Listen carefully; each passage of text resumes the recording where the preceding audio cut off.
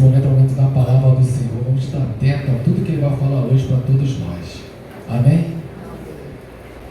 Pai amado, Pai querido, mais uma vez nós queremos agradecer o Senhor, meu Pai, por essa maravilhosa oportunidade, Pai, onde o Senhor falou tremendamente aos nossos corações, através dos louvores, através de tudo que aconteceu aqui essa noite. Mas nesse momento, meu Pai, é o momento da palavra do Senhor, da mensagem, meu Pai, que nós já sabemos que o Senhor colocou, meu Pai, no teu servo, no pastor Ronaldo, meu Pai. Então que ele possa passar através do seu Santo Espírito, que ele possa ser usado poderosamente pelo Espírito Santo do Senhor, meu Pai, passar tudo aquilo que o Senhor passou para ele, para todos nós, que nós possamos estar atentos a tudo, não só a gente aqui na igreja, como todos aí que estão na live, eles assistindo, Pai.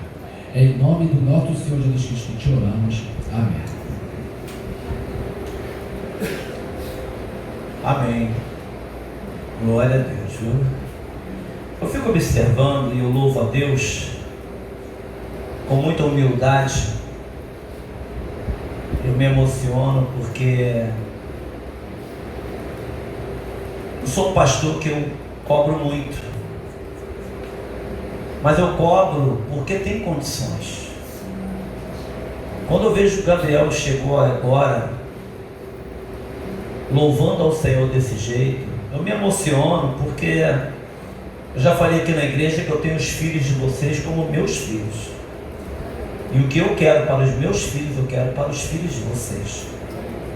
E como pastor mais ainda, eu lamento muito por aqueles que não querem seguir as orientações. Se você observou a liturgia de hoje, ela está falando sobre isso. Aqueles que são sábios, aqueles que não ouviram. Que você não perca essa humildade, que você continue, que você seja uma Raquel que nós estamos estudando nas quartas-feiras, que use a tua voz para louvar o Senhor.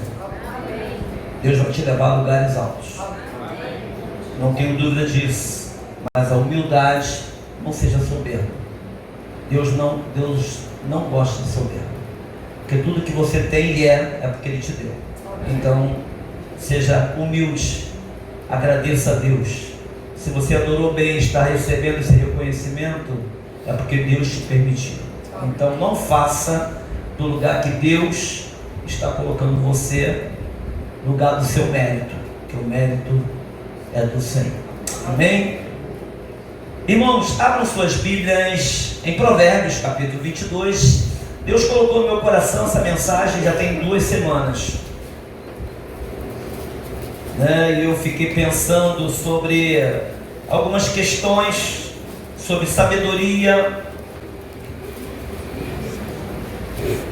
e nós precisamos buscar no Senhor.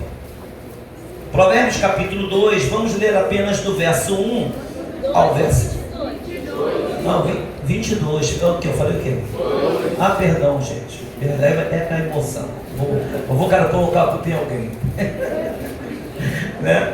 Provérbios capítulo 22, e vamos ler do verso 1 ao verso 5, mas o foco, a base, o versículo base está no verso 3, que nós vamos repetir depois, ok?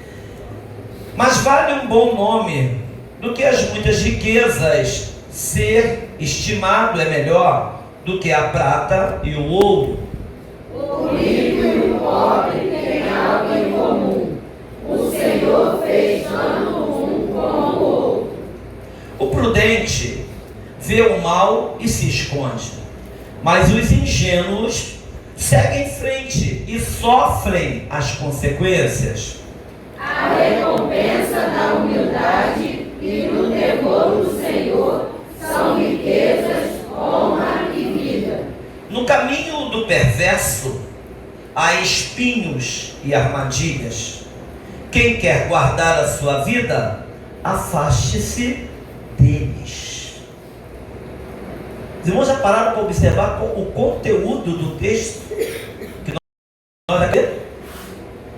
Esse aqui está dizendo, olha, se afaste das pessoas que vão te levar para a derrota. Meu pai, que não era cristão, já falei isso aqui, ele dizia para mim, meu filho, ande com pessoas iguais a você, ou melhor que você, nunca abaixo de você, vai te puxar para baixo. Lembra do balde de caranguejo?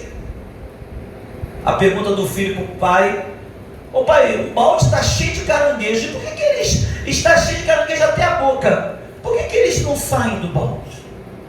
E o pai respondeu: que quando eles começam a querer sair, os outros puxam ele para baixo. Por isso que o balde está sempre cheio. Quando um tenta sair, o outro puxa, o outro vai, puxa. Não sei se é verdade, mas a ilustração é essa, né? Eu acho que vou querer ver um balde cheio de caranguejo para ver se isso é verdade mesmo, né? Porque eu acho que eu tenho alguns caranguejos na minha vida e tento puxar para baixo. Tá certo? Mas vamos repetir o verso 3, todos juntos? O prudente vê o mal e se esconde, mas os ingênuos seguem em frente e sofrem as consequências. Isso. Você é ingênuo? Observe que ingênuo não quer dizer que não conhece o mal. Ingênuo é aquele que dá mole, tá certo? Que brinca com o perigo. Ingenuidade. Pode sentar, irmãos. Chega de errar para aprender, né? Eu estava dirigindo, daqui a pouco o Douglas já tem, isso foi ano passado. Douglas disse: pastor, acabei de ouvir uma música aqui linda. Escuta aí. E realmente a música é bonita, né? Eli Soares, tá aí? Então bota aí para a gente poder ouvir um pouquinho.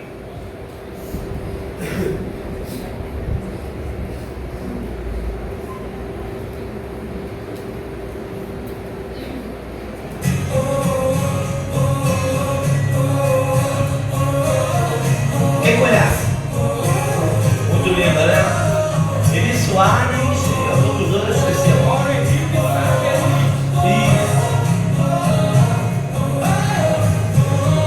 Enquanto você faz a reflexão, baixa a tua cabeça e faz uma reflexão da tua vida hoje. Eu te prometi não errar, nunca mais te decepcionar. Eu cansei, me liberta dessa prisão, atrapalha minha visão, que me impede de enxergar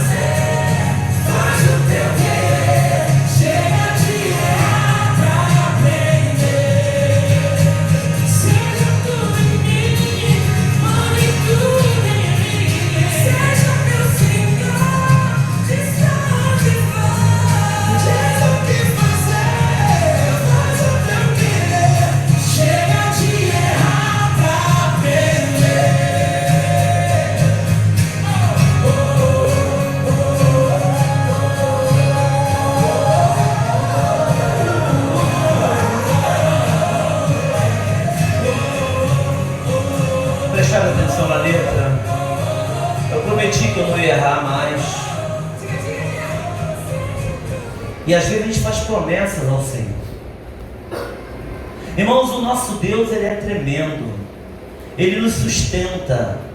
Ele tem o melhor para nós. E para aprender, você tem que parar de errar. Tem gente que diz que é preciso você errar para aprender. Não. Meu pai dizia, aprenda com o erro dos outros, cara. Seja esperto. Se o teu amigo foi para ali quebrou a cara, para que tu vai para lá? Aprenda com os erros dos outros. Seja prudente. Escuta os mais velhos.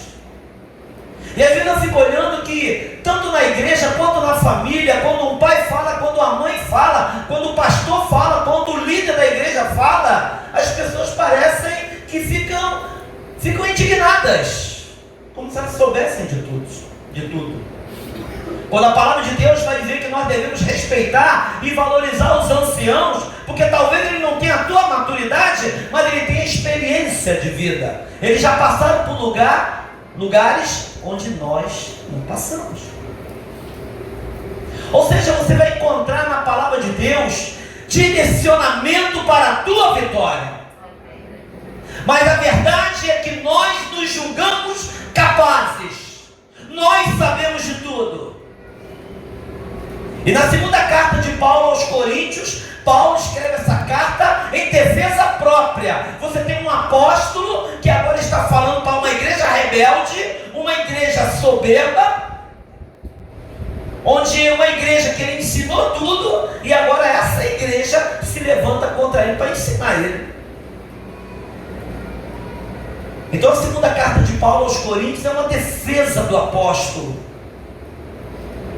E mais precisamente ele vai dizer, vocês são espertos, vocês sabem mais do que nós, e nós hoje somos considerados apenas lixo do mundo, escória da sociedade. É lamentável como principalmente adolescentes, juventude e até muitos adultos não querem ouvir a palavra de Deus, não querem ouvir palavras que tragam experiência, que tragam segurança, que tragam liberdade. O contexto histórico do texto que nós lemos, mais precisamente o verso 3, o prudente vê o mal e esconde-se, mas os simples passam adiante e sofrem a pena. Irmãos, remete ao período da monarquia de Israel, especificamente durante o reinado de Salomão, cerca de 900 anos antes de Cristo, época em que a nação vivia seu auge econômico e cultural. Já viu que quem tem dinheiro não quer ouvir? Seu dinheiro paga tudo, seu dinheiro compra tudo. Um ator aí que morreu disse que se ele não tivesse ar para respirar, que ele tirava dos outros. Morreu logo depois. Ok? A Era de Ouro de Salomão, irmãos, o livro foi compilado em um tempo de paz e prosperidade. É nesse contexto que Salomão escreve para os jovens. Para os jovens. Irmãos, isso permitiu que a sabedoria fosse valorizada não apenas como sobrevivência, mas como uma arte de viver bem e governar com justiça. Quem obedece, quem tem conhecimento, quem busca conhecimento, quem é uma pessoa que procura escutar, ouvir mais precisamente, são pessoas de vitória. Filho obediente, irmãos, filho obediente vai ser sempre bem sucedido.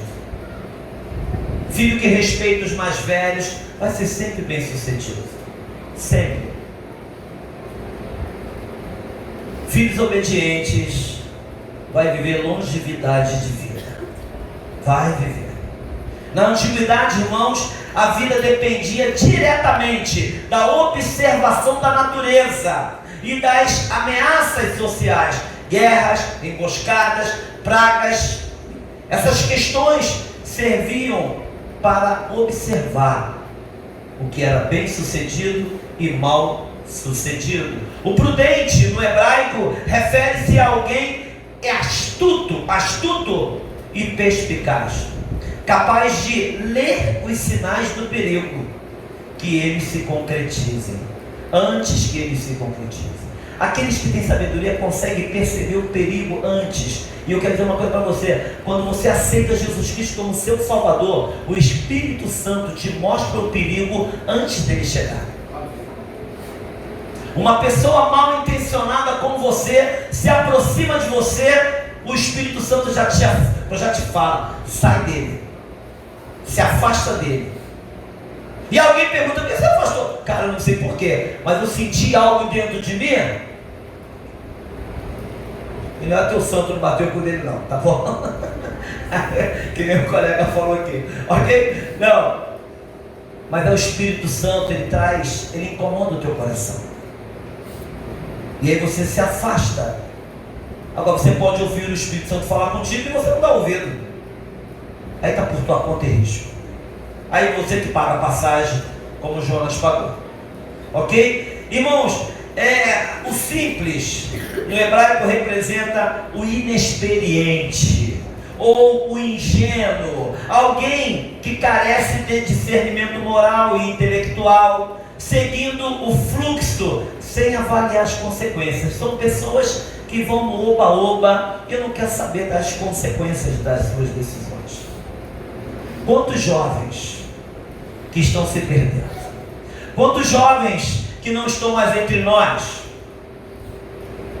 Quantas pessoas que você conhece? Da minha adolescência já tem alguns que não estão comigo mais. Irmãos, é algo que nós precisamos avaliar. O verso 3 ensina que a sabedoria não é apenas teórica, mas prática. Ela serve como um mecanismo de proteção em um mundo onde as escolhas impensadas podiam levar à ruína financeira, e pode levar até hoje. Pode levar até hoje. Pode levar até hoje. Muita gente cresceu, irmãos, ouvindo o que é errado, ou melhor, que é errando que se aprende. Embora o erro ensina, mas ele custa caro. Um erro custa muito caro. Um erro financeiro, por exemplo, pode representar 3, 4 anos da tua vida para você acertar.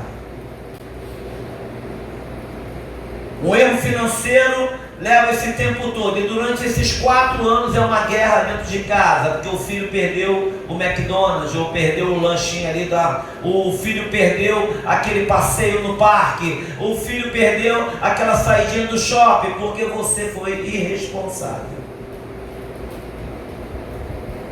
Então, a gente até aprende com os nossos erros, mas o preço é muito alto. É muito alto. E se nós não estivermos agarrados com o Senhor, com certeza vamos a pique. Vamos afundar. Vamos afundar. Existe um caminho superior, irmãos. Aprender pela observação, pelo conselho e pela palavra, antes que o dano aconteça. Então é melhor ouvir, é melhor observar do que errar. Que você não seja preciso passar pelo erro para aprender. Felizes são aqueles que aprendem com os erros dos outros. Correto? O primeiro ponto que eu quero destacar, que está nesse verso 3, o custo do aprender pela dor. Vamos lá? O custo do aprender pela dor. Você precisa realmente aprender pela dor? Tem certeza disso? Nós não precisamos passar pela dor para aprender. Alguns falam assim: você tem alguns que vêm para Cristo pela dor. É verdade, porque não escutou lá atrás viveu a sua vida totalmente errada e agora no meio da dor ele está pronto para ouvir a palavra e às vezes é pela dor que ele vem para Cristo. Mas muitas vezes quando você vem pela dor para Cristo, você hoje não pode ser mais útil na obra dele, porque talvez você esteja inutilizado, cansado e você perdeu toda a sua juventude satisfazendo os seus desejos carnais. A perspectiva bíblica, irmãos, diz que embora o tempo cronológico não volte, não temos como recuperar o tempo perdido, Deus oferece oportunidade de remir o tempo e restaurar o propósito da vida. Observe que a misericórdia de Deus é tão grande que nós não podemos recuperar o passado, mas Deus ele nos permite, irmãos, restaurar algumas coisas que perdemos. Se Davi não tivesse cometido o pecado que cometeu, talvez Davi, a espada não tinha ficado em sua casa. Ele foi um homem segundo o coração de Deus, mas a espada não saiu da casa dele. Ele não pôde honrar ao seu Deus construindo o templo que ele tanto queria. Ou seja, nós perdemos muitas coisas. Cada erro que cometemos temos marcas, e talvez marcas que dificilmente sairão ou nunca sairão. Irmãos, o desperdício do tempo raramente ocorre de uma vez. Ele se esvai em pequenas fendas de nossa rotina, como distrações, procrastinação, desobediência, imaturidade, viver no automático. Deixa a vida me levar.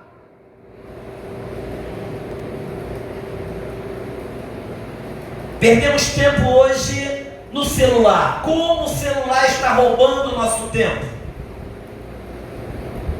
Duas coisas hoje estão roubando o tempo, principalmente dos nossos adolescentes. E eu fui pesquisar qual é o dano que o celular causa. Eu fiquei assustado com muitas coisas. Uma delas, quem dorme depois das 11 horas da noite. O teu corpo não trabalha corretamente.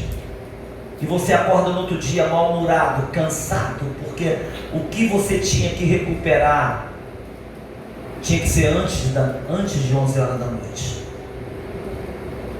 Talvez por isso que os nossos avós viviam mais tempo, dormiam 6 da tarde, né?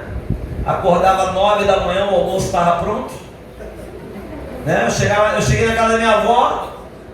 A casa da minha avó, eu era o neto preferido dela, né?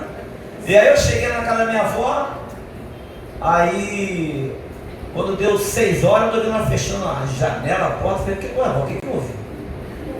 Não está na hora de dormir. Eu falei, o quê? Tá falando sério, vó?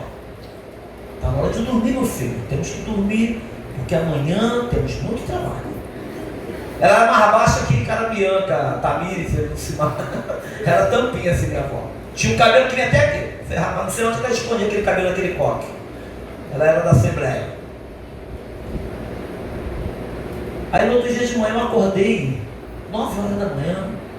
E eu não fui dormir 6 horas. Eu falei, vó, dá licença, eu vou dar uma volta para. Rapaz, tá perigoso aqui, rapaz. Falei, cara, naquela época tava perigoso, imagine hoje. Aí acordei 9 horas da manhã. A minha avó, escova o teu dente lá para tu almoçar. Eu, o quê? Vó, são 9 horas da manhã. Não, tem que almoçar agora. Café é 3 horas. E para 6 horas a gente dormir. Falei, vó, desse jeito não volto mais daqui. Mas é assim. E minha avó viveu. Minha avó, quando foi ao hospital, morreu. Sabe quem cuidava da minha avó? O farmacêutico. Ela ia na farmácia. Eu estou sentindo uma dor, não sei o que. O cara, estou com esse remédio aqui. No dia que minha avó teve problema, que ela foi para o hospital, pronto, a velha morreu. E rachava lenha. Meu pai deu um fogão para ela. 1 ano depois, meu pai falou, o fogão estava na caixa. Mãe, eu te dei um fogão. Então, acho que eu vou trocar o meu fogão a lenha por esse troço. E era assim. vivia-se mais. Vivia-se mais.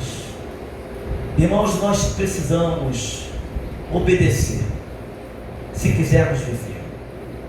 Parar de distrações. O inimigo está distraindo vocês com o celular. E duas coisas estão tirando aí a atenção dos nossos filhos. Jogos. Tá certo? Jogos. E tu fala e parece que ninguém falou nada. Tá jogando. Pera aí que eu já vou. E passa 20 minutos até. Não, pera que eu já vou. Né? A gente vai ter que comprar bloqueador de sinal para botar em casa. Tá certo? E a tal no Netflix, como é que é? As séries. Nossa! Eu parei para olhar uma série e falei, nossa, parece que isso é bom. Aí eu olhei 10 episódios. Tá maluco? Não é nada isso. Desisti. Te prende, porque se você sentar para ver o primeiro, tu vai ver o segundo, vai ter vendo. Passou meio-dia, 1h da tarde, 3 da tarde, e você passou o dia todo na televisão. Entendeu? Aí papai e mamãe trabalhando, o filho vai ali no ar-condicionado, porque tá calor. Vai televisão, ar-condicionado e vai embora, filho. Irmãos, nós precisamos parar com isso.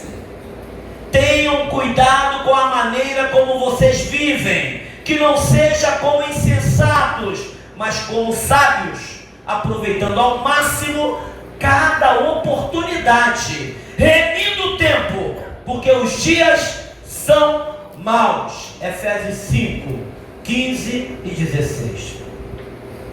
Precisamos remir o tempo. Remir o tempo significa resgatar ou comprar de volta. Não mudamos o passado, mas otimizamos o presente. O passado foi passado. O que eu vou fazer do meu presente agora e do meu futuro, precisamos remir o tempo. Perdi muito tempo lá atrás, agora eu tenho que remir ele, para ser proveitoso na minha vida, para que eu possa ser abençoado pelo Senhor. E como eu faço isso? Priorizando o essencial, mantendo o olhar no propósito, fortalecendo-se no Senhor, na palavra, na oração, andando com boas pessoas, ouvindo bons conselhos. O erro muitas vezes, irmãos, não faz dar voltas, nos faz dar volta no deserto, como poderia ter sido evitada, por exemplo, no povo de Israel. Deus perdoa o pecado, irmãos, mas as consequências naturais do pecado vão permanecer. O que você fez, você vai pagar. Errar repetidamente no mesmo ponto gera frustração e desânimo espiritual. Mas o segundo ponto que eu quero destacar nesse versículo 3: 3 fontes para aprender sem errar. 3 fontes para aprender sem errar. Primeira delas, a palavra de Deus.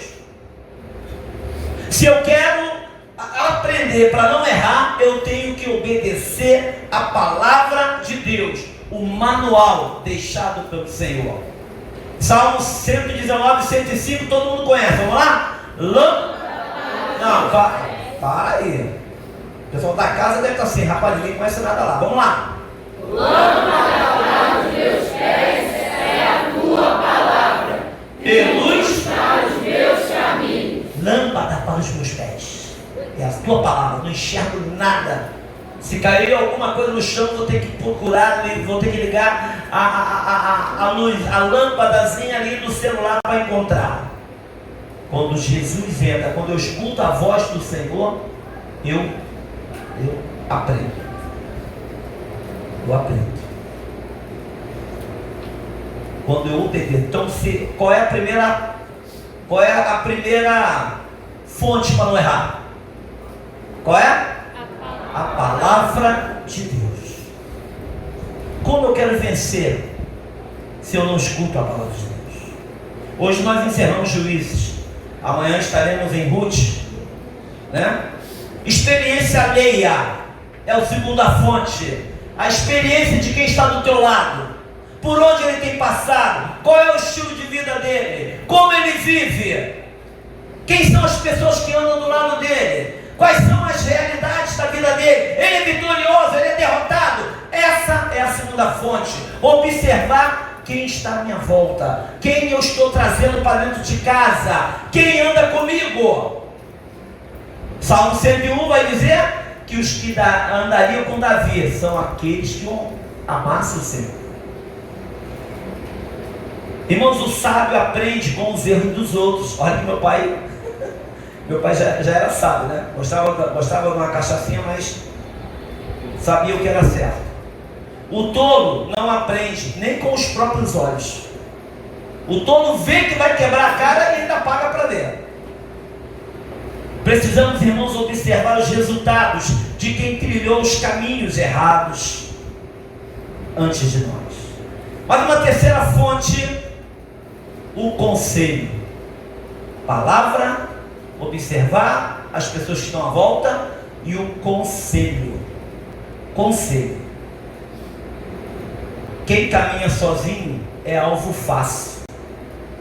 Provérbios 11:14 vai dizer: a multidão de conselheiros traz o que? Segurança.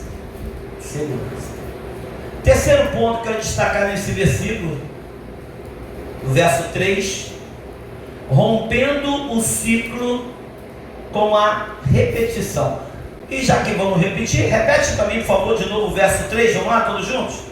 O prudente vê o mal e se esconde, mas os ingênuos seguem em frente e sofrem as consequências. Sim. Precisamos identificar qual é o padrão da queda. Onde você sempre erra? Pergunta para você: é na fala? Nas finanças? Nos relacionamentos? 3 perguntas, ou melhor, 4 perguntas. Primeiro nós temos que fazer uma avaliação. Quando tudo cai na nossa vida, na nossa cabeça, nós precisamos refletir sobre algumas perguntas. O que está acontecendo? Como eu estou com o Senhor? Esse problema, por que aconteceu? Como eu posso glorificar a Deus nesse problema? O que eu tenho que acertar nesse problema? Então são perguntas onde você sempre erra. Tem pessoas que estão sempre errando na mesma coisa. Sempre errando. Diferença de Davi, que não errava naquilo que ele já tinha errado. Ok? Ele pediu perdão uma vez só por aquele erro. Mas às vezes nós pedimos desculpa a Deus pelo mesmo erro, para mais de 300 vezes. Se eu cair de novo, Senhor, Deus vai falar: se não fosse o sangue do meu filho, já tinha te devorado. Ok? Então pergunta, onde você sempre erra? Na fala? Nas finanças? Nos relacionamentos? São perguntas que fazem com que a gente avalie a situação para romper o problema na nossa vida. Irmãos, o autoconhecimento sob a luz do Espírito Santo é essencial. Quando você conhece o Espírito Santo como pessoa na tua vida, como a terceira pessoa da Trindade na tua vida, e você deixa que Ele venha conduzir a tua vida, tudo na tua vida vai dar certo. Isso não quer dizer que você não terá problemas.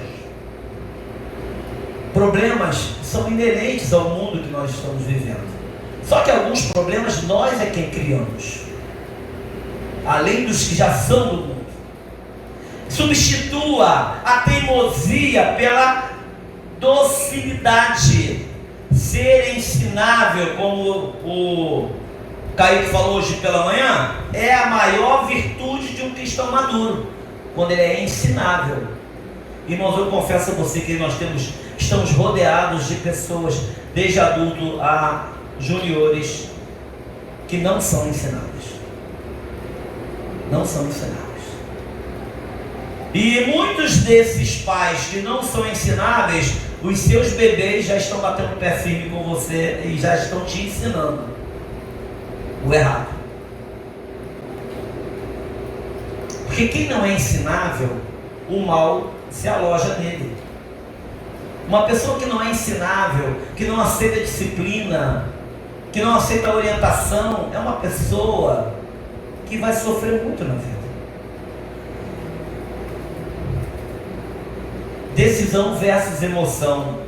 Chega de errar significa parar de decidir com base no que eu sinto e passar a decidir com base no que Deus diz para mim. Prestaram atenção? Parar de errar significa parar de decidir com base naquilo que eu quero e passar a decidir naquilo, daquela forma que Deus quer. Isso é parar de errar. Amém? Quero concluir a palavra dessa noite, antes que você durma aí no banco. Alguns estão dormindo, tá certo? Né? Isaías 50, não tem gente sonolento? Ela não é. Rapaz, quando o caldo é grosso, a galera fica, tô cansado. Né? Oh meu Deus! Isaías 55, verso 7 vai dizer o seguinte: deixe o ímpio o seu caminho, e o homem maligno os seus pensamentos, e converta-se ao Senhor, que se compadecerá dele. Torne para o nosso Deus, porque é grandioso em perdoar. Isaías 55, 7. O texto de Isaías, irmão, está dizendo para você nesta noite: chega de errar, aceite o convite de Jesus. Neste momento eu quero trazer uma palavra para você que aqui está e que ainda não aceitou Jesus como seu Salvador. Chega de errar neste mundo. Nesta noite o Senhor Jesus está te convidando. Eu quero entrar na tua vida e você vai parar de sofrer.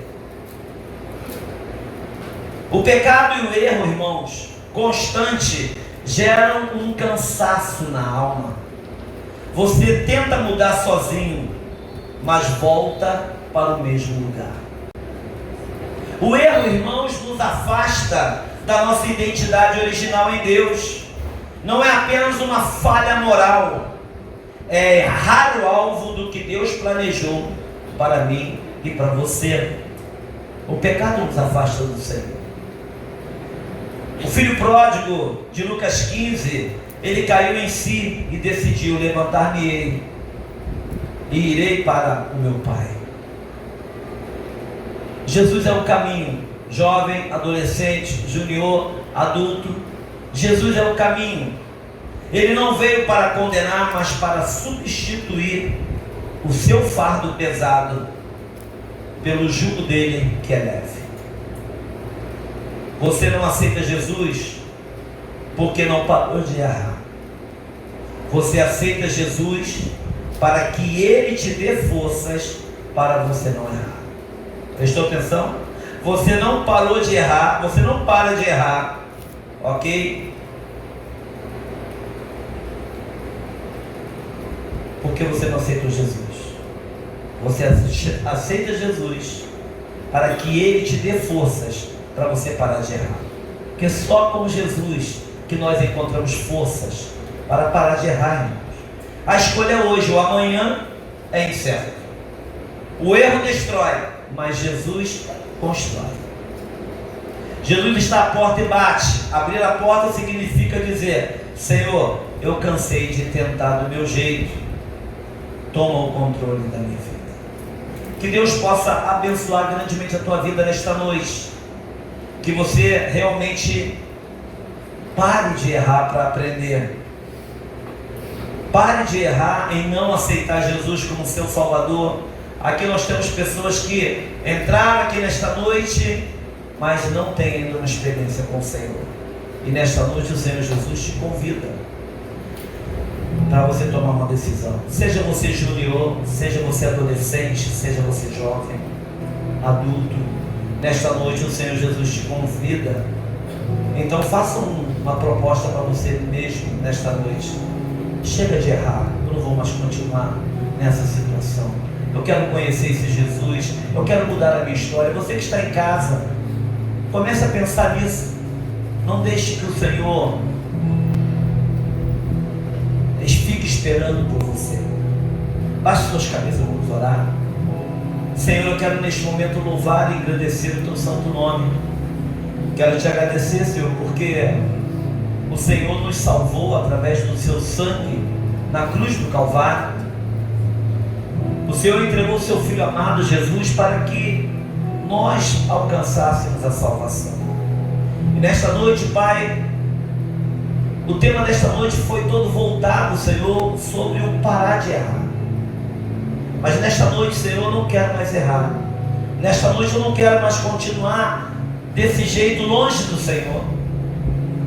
Tenho andado por caminhos errados, tenho tomado decisões erradas, tenho sofrido com tantas decisões que hoje me frustram, Senhor. Mas hoje eu aprendi que se eu abrir o meu coração e aceitar o Senhor como o meu Salvador, toda a minha vida será mudada, Pai. Então nesta noite eu entrego a minha vida no teu altar. E eu te peço, Senhor, me ajuda. Que o Senhor venha me conduzir, que eu venha descansar em Ti, Pai. Porque eu sei que a minha vida está nas tuas mãos. Essa é a oração que eu lhe faço, agradecido no teu nome que eu te oro. Amém. Irmãos, continuem de cabeças baixas. Eu quero dar uma oportunidade para você que entrou aqui. Eu quero dizer para você, é urgente que você entenda que o Senhor Jesus, Ele quer trazer paz ao seu coração. Ele quer te ajudar a viver neste mundo tão tenebroso. Eu quero que você entenda que você que é adolescente, jovem, você que é junior, começa a tua vida certa.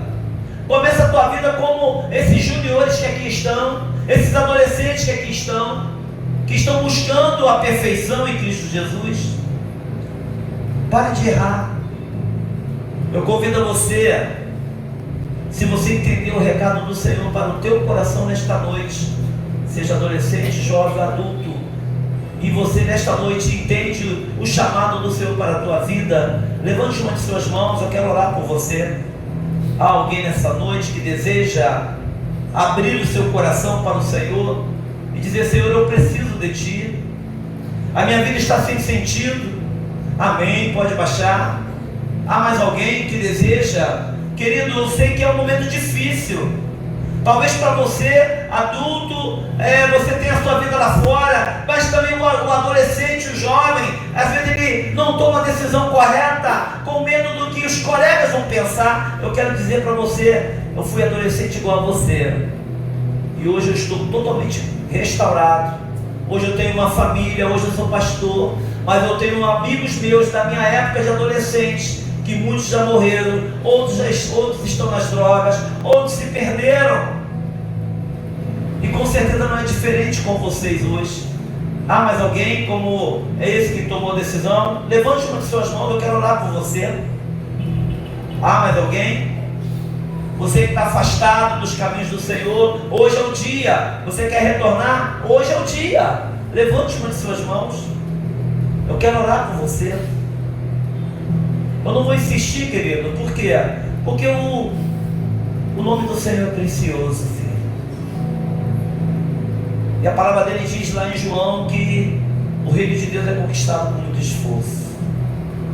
Eu quero só te dizer que se você tomar essa decisão, o Espírito Santo vai caminhar com você. Jesus Cristo vai caminhar com você. E você vai ter forças para avançar. Há mais alguém? Levante uma de suas mãos, eu quero orar por você. Amém. Quer vir aqui, jovem? Vem aqui, vamos orar, vamos agradecer a Deus.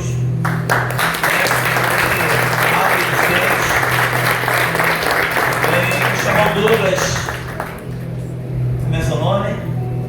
Eduardo. Você aceita Jesus como seu Salvador, Eduardo? Amém, amém. Da Fabiana, esse é da Fabiana, né, Fabiana? Vem cá, Fabiana. Chega aqui. Irmãos, olhem pelo Eduardo, viu? Eduardo, né, para que, né, ele faça diferença lá na sua família, né? A história aqui do Eduardo, a Fabiana me contou alguma coisa e realmente é uma história maravilhosa, tá certo? E eu quero dizer para vocês aí que estão aí, quando você tem? 13, né? Ele veio sozinho, a família não é cristã, mas ele está tomando a decisão ao lado do Senhor. E não tem pouco tempo, e tem pouco tempo que ele chegou aqui. E nós temos pessoas, jovens aqui da idade deles, que estão aqui na igreja há anos, que ainda não aceitou Jesus como seu Salvador. Vivem na casa do Senhor, desfrutam dos benefícios do Senhor, mas não abrem o seu coração. Que os embaixadores e mensageiros aqui aprendam com o Eduardo, que está vindo de fora e não tem 5 meses, tem uns 3 meses, 3 meses já aceitou Jesus. Nós temos mensageiras do rei, embaixador do rei aqui, que está aqui, onde o Douglas e Lucimar têm feito isso, mas não se levantam para o Senhor. Que o Eduardo, testemunho dele, na sua família, eu creio pela fé que você vai ter toda a sua família para o Senhor. Amém? Vamos colocar em pé, irmãos. Vamos orar ao Senhor. Você que é batizado, impõe as suas mãos para cá e vamos abençoar a vida do Eduardo. Senhor, eu quero neste momento louvar e engrandecer o teu santo nome pelas bênçãos que o Senhor tem derramado sobre as nossas vidas.